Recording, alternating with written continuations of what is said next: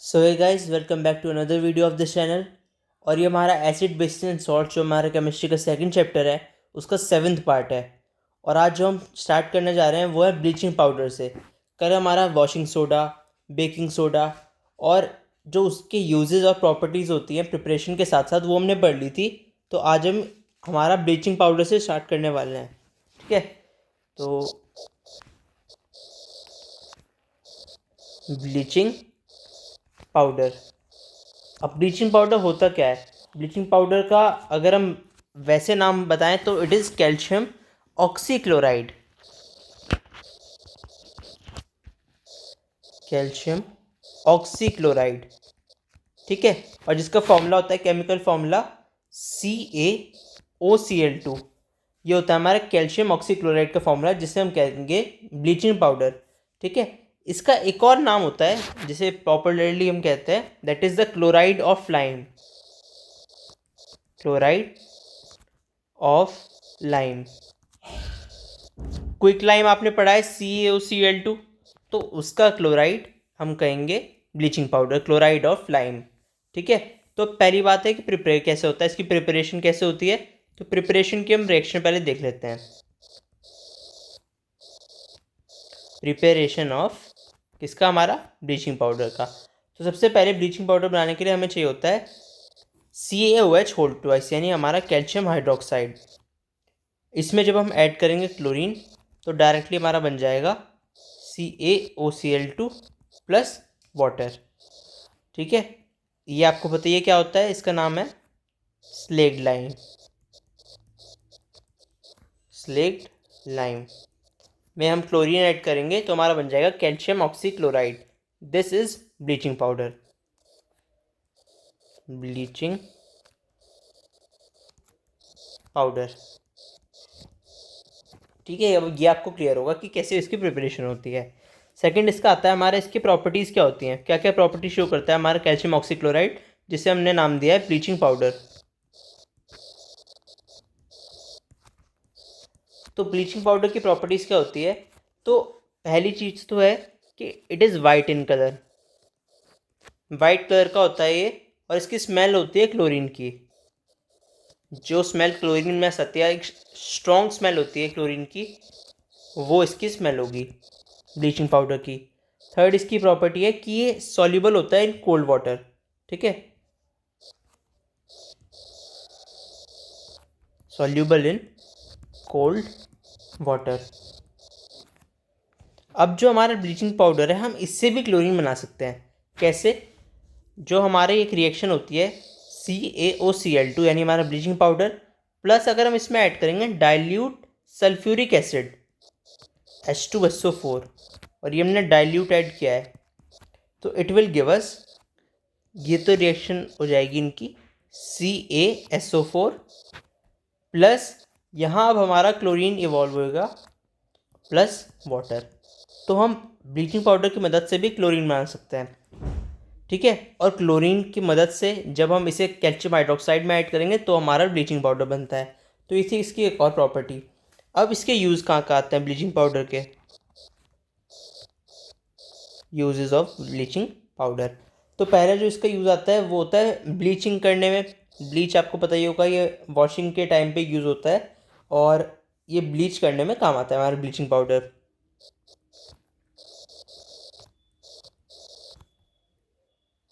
Generally cotton या फिर textile industries में जो लिनन एक कपड़ा होता है, सॉफ्ट होता है थोड़ा, वो।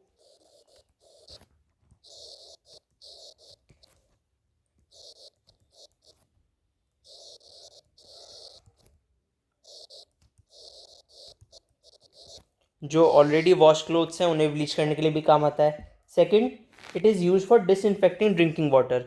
जो हमारा ड्रिंकिंग वाटर है तो उसे disinfect the drinking water supply.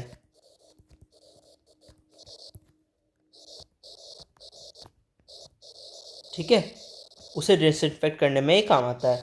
Third होगा हमारा कि ये मैन्युफैक्चरिंग के लिए काम आता है, किसकी? क्लोरोफॉर्म में, क्लोरोफॉर्म की, फॉर मैन्युफैक्चरिंग ऑफ क्लोरोफॉर्म। और क्लोरोफॉर्म का फॉर्मूला है हमारा CHCl3। ठीक है, ये हमारा क्लोरोफॉर्म का फॉर्मूला होता है। तो उसके मैन्युफैक्चरिंग में भी हमारे एक कैल्शियम ऑक्सीक्लोराइड यानी ब्लीचिंग पाउडर यूज़ होता है। तो ये सारे इसके यूज़ होते हैं। और इसका एक और यूज़ है कि ये एज एन ऑक्सीडाइजिंग एजेंट भी काम करता है, used as an oxidising agent.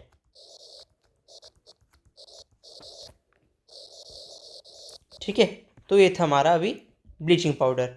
अब अगली चीज़ आती है हमारी पीओपी। पीओपी आपने सबने सुना होगा, प्लास्टर ऑफ पेरिस।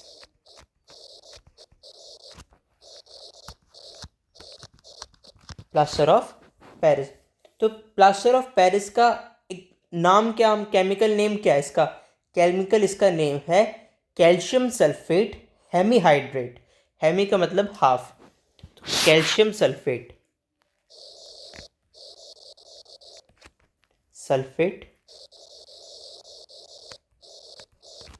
हेमीहाइड्रेट, ये इसका केमिकल नेम होगा। ठीक है, फॉर्मूले की अगर हम बात करें तो इसका फॉर्मूला है CaSO4 डॉट हाफ H2O। ठीक है, हाफ मॉलिक्यूल्स ऑफ वाटर, ये इसका फॉर्मूला होगा when we consider plaster of Paris. Plaster of Paris क्या नाम है कि पेरिस का प्लास्टर, तो इसलिए इसे नाम दिया हुआ है कि क्योंकि जो ये हमारा बना था, फर्स्ट जो बना था, ये बना था जिप्सम को हीट करने से। तो जिप्सम को हीट करने से बना था, जो कि फर्स्ट मेनली फाउंड हुआ था पेरिस में, इसलिए इसका नाम है प्लास्टर ऑफ पेरिस। ठीक है, तो क्या चीज़, जो जिप्सम है उसे हीट करने से बना था ये, which was first mainly done in Paris. ठीक है, तो इसलिए इसका नाम पड़ा प्लास्टर ऑफ पेरिस।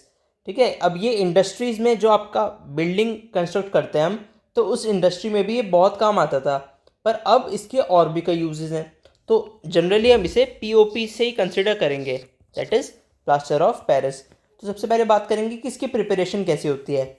तो प्रिपरेशन के लिए इसका हम, मैंने बताया कि जिप्सम को हीट करते हैं। तो जिप्सम का फॉर्मूला क्या होता है? जो हमारा जिप्सम होता है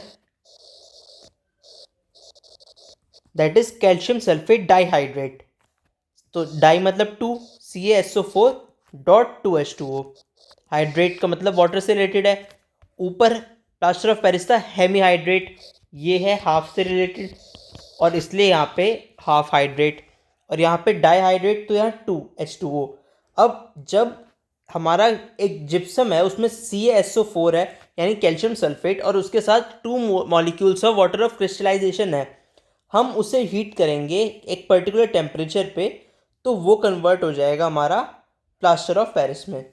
ठीक है, तो क्या इसकी रिएक्शन होती है, एक मिनट, CaSO4 डॉट 2H2O, ये तो हमारा जिप्सम हो गया। अब उसे हम हीट करेंगे एट 373 केल्विन। 373 केल्विन आपको पता है 100 डिग्री सेल्सियस। तो it will give us CaSO4 dot half H2O। ठीक है, CaSO4 डॉट हाफ H2O, ये होता है हमारा plaster of Paris, POP। Plus यहाँ पे हमारा एक और चीज़ निकलती है, that is 1.5 molecules of water. ठीक है, हाफ H2O। तो अब ये जो हमारा प्लास्टर ऑफ पेरिस बना है, ये हमेशा कंट्रोल्ड वे में होना चाहिए, क्योंकि जो 100 डिग्री सेल्सियस है यानी 373 केल्विन टेम्परेचर, उसके ऊपर नहीं जाना चाहिए। क्योंकि अगर टेम्परेचर 100 डिग्री सेल्सियस के ऊपर चला गया, तो जो आपका वाटर ऑफ क्रिस्टलाइजेशन है, ये जो डॉट के बाद हमारा लिखा होता है कुछ पर्टिकुलर मॉलिक्यूल्स, वो उड़ जाएंगे। ठीक है, और एक डेड बर्न्ड प्लास्टर बनेगा। कौन से प्लास्टर? Dead burned plaster.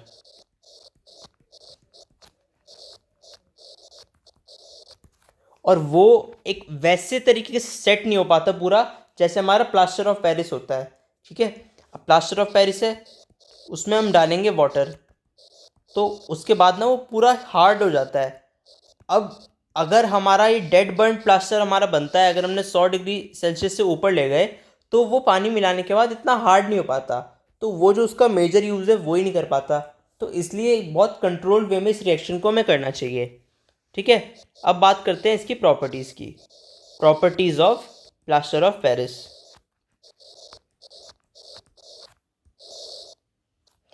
तो क्या क्या प्रॉपर्टीज़ है? फर्स्ट प्रॉपर्टी, इसका आपको पता ही होगा, वाइट कलर का होता है प्लास्टर। सेकंड, एक बहुत अच्छी प्रॉपर्टी होती है कि एक हार्ड वे में सेट हो जाता है अगर आप पानी के साथ इसे मिलाओ। ठीक है, easily sets into hard mass, बिल्कुल सॉलिड वे में, ऑन वेटिंग विद वाटर, जब इसमें हम पानी मिला देते हैं। Waiting with water. थर्ड चीज़ हमारी आती है इसमें कि जो हमारा प्लास्टर ऑफ पेरिस होता है उसका जो कंटेनर होता है, यानी जिसमें हमारे प्लास्टर ऑफ पेरिस है, वो हमेशा मॉइस्चर प्रूफ कंटेनर होना चाहिए। शुड बी केप्ट एट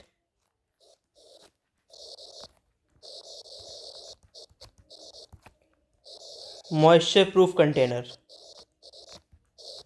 क्योंकि अगर पानी होगा तो फिर वो उसके साथ रिएक्ट कर लेगा और आपस में एक वो हार्ड मास में कन्वर्ट हो जाएंगे। ठीक है, तो इसलिए ये मॉइस्चर प्रूफ कंटेनर में हमेशा रखने चाहिए। तो ये थे इसकी प्रॉपर्टीज़। अब इसके नेक्स्ट चीज़ क्या आती है? यूज़। यूज़ आपको पता ही है कंस्ट्रक्शन में। सेकेंड चीज़, जब हमें चोट लगती है जिसमें हमारी एक बोन कोई डिसलोकेट हो जाए, बोन टूट जाए या हेयर लाइन फ्रैक्चर हो जाए किसी भी तरीके का, तो उसमें हमारे हाथ पे जब प्लास्टर चढ़ता है तो प्लास्टर ऑफ पेरिस चढ़ता है। ठीक है, वो एक हार्ड बिल्कुल बन जाता है और उसकी वजह से हमारी बोन बिल्कुल स्ट्रेट रहती है, ज़्यादा उस पर कोई असर नहीं पड़ता। अगर मूवमेंट भी होता है तो वो उसे बोन को बिल्कुल स्टिफ रहता है। ठीक है, तो इसलिए ये यूज़ होता है in making plasters in medical industry, यानी हॉस्पिटल वगैरह में। ठीक है, थर्ड चीज़ कहाँ पे यूज़ होता है? केमिकल लेबोरेटरीज में यूज़ होता है ये। क्यों? कि जब हमारे जो हमें एयर टाइट कंटेनर्स चाहिए होते हैं तो उनके बीच में जो एयर के छोटे छोटे गैप होते हैं उन्हें बंद करने के लिए, for ceiling air gaps in chemical industries. ठीक है, नेक्स्ट चीज़ हमारी आती है कहाँ पे यूज़ होता है? आपने अपने स्कूल में देखा होगा, ब्लैक बोर्ड की जो चौक होती है, ठीक है, उसमें भी प्लास्टर ऑफ पेरिस यूज़ होता है। जो आपके कुछ स्टैचू बने हुए होते हैं उनमें भी प्लास्टर ऑफ पेरिस यूज़ होता है। तो उन सब में भी हमारा इसका एक बहुत मेजर यूज़ है। तो आपको पता चल गया कितनी इंपॉर्टेंट चीज़ होती है पीओपी। ठीक है, अब हमने इसमें भी बात की प्लास्टर ऑफ पेरिस में, हमने कल भी बात की थी वॉशिंग सोडा वगैरह में वाटर ऑफ क्रिस्टलाइजेशन की। तो अब ये वाटर ऑफ क्रिस्टलाइजेशन होता क्या है, हम इसके बारे में बात कर लेते हैं। ठीक है, वाटर ऑफ क्रिस्टलाइजेशन।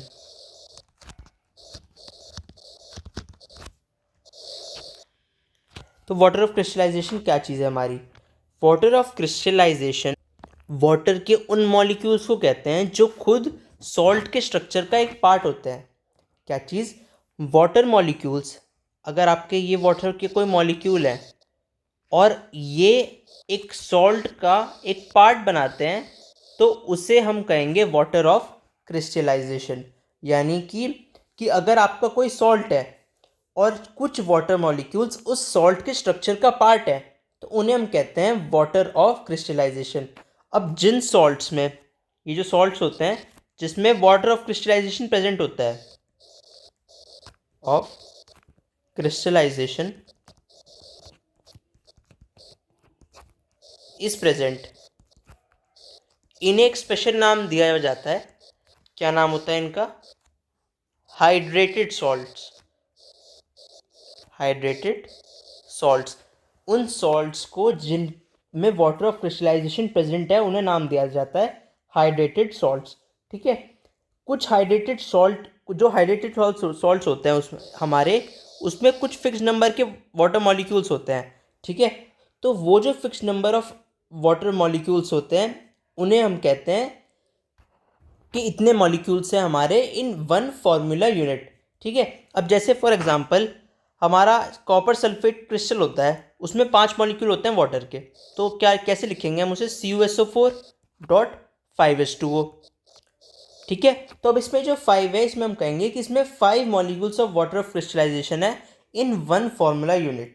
ठीक है, तो इसलिए ऐसा लिखा जाएगा, एक फार्मूला यूनिट है तो उसमें 5 आपके वो हैं वाटर ऑफ क्रिस्टलाइजेशन के मॉलिक्यूल्स, तो इसलिए हम इसे ऐसे लिखेंगे CuSO4.5H2O। किसी में 7 होते हैं, किसी में 10 होते हैं। ठीक है, तो ये होता है हमारा वाटर ऑफ क्रिस्टलाइजेशन का पार्ट। पर अब आप ये सोच रहे हो वाटर ऑफ क्रिस्टलाइजेशन है, वाटर तो हमेशा 3 स्टेट में एग्जिस्ट करता है, सॉलिड, लिक्विड, गैस। तो इनमें कैसी स्टेट में एग्जिस्ट करेगा? इसका मतलब जो वाटर ऑफ क्रिस्टलाइजेशन है वो फ्री वाटर नहीं होता कुछ, वो सॉल्ट में पानी ऐड नहीं करता, सॉल्ट को गीला नहीं करता। द सॉल्ट जो होता है जिसमें वाटर ऑफ क्रिस्टलाइजेशन होता है वो प्योरली ड्राई ही रहते हैं। ठीक है, तो वाटर ऑफ क्रिस्टलाइजेशन से जो क्रिस्टल होता है सॉल्ट का, उसे बस एक शेप मिल जाती है और कुछ कुछ उसमें कलर भी आ जाता है। क्या चीज़ बताई मैंने, ये सॉल्ट का कोई स्ट्रक्चर है, इसमें वाटर ऑफ क्रिस्टलाइजेशन की वजह से सॉल्ट में क्या ऐड हो सकता है, एक कलर ऐड हो सकता है, दूसरा उसमें थोड़ी एक शेप ऐड हो सकती है, पर कभी भी वाटर ऑफ क्रिस्टलाइजेशन उसे वेट नहीं करेगा, उसे वेट नहीं करेगा। ठीक है, तो ये होता है हमारा वाटर ऑफ क्रिस्टलाइजेशन का काम। बहुत कलर इसमें इम्पार्ट कर सकता है, कभी डार्क ब्लू, कभी रेड, कभी वाइट, कभी ग्रीन। तो इन सब पे वो कौन से एलिमेंट की बात कर रहे हैं उस पर डिपेंड करता है ये। ठीक है, तो ये था हमारा वाटर ऑफ क्रिस्टलाइजेशन। अब इसी टॉपिक के साथ हमारा ये acid, basis and salt chapter खत्म हो चुका है। सारे इसमें सॉल्ट डिस्कस कर लिया हमने, एसिड्स, बेस, सारा हमारा पोर्शन डिस्कस हो चुका है। कोई भी आपका डाउट हो तो कमेंट कर दीजिएगा और मैं देख लूँगा, और ये एक बार अच्छे से आप रिवाइज कर लीजिएगा। सो फिलहाल आज के लिए इस वीडियो में इतना ही। Thanks for watching this video, और if possible please subscribe the channel. Thank you.